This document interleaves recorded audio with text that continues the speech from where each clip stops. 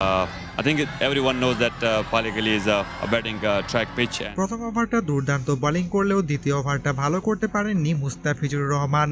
পরপর 3টি বাউন্ডারি খেয়ে এই ওভারেই দেন 16 রান।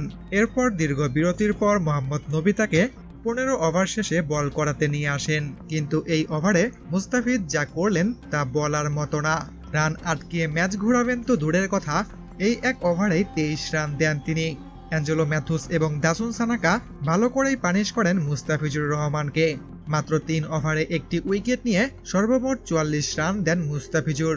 ম্যাচ শেষে ডাম্বোলা সিক্সার্সের অধিনায়ক মোহাম্মদ নবী বলেন, আমার মুস্তাফিজের ওপর ভরসা ছিল, কিন্তু ও তৃতীয় ওভারে রান আটকাতে পারেনি। ওই ওভারটাতে সে বাজে বোলিং করেছে। আমি মনে করি উইকেটেরও দোষ আছে, যে কারণে হয়তো এমনটি হয়েছে। আশা করছি তাকে আমরা পরের ম্যাচে ফিরে পাবো। প্রিয় দর্শক, প্রথম ম্যাচে মুস্তাফিজের এমন পারফরম্যান্সে আপনি কি বলছেন জানাবেন কমেন্ট করে।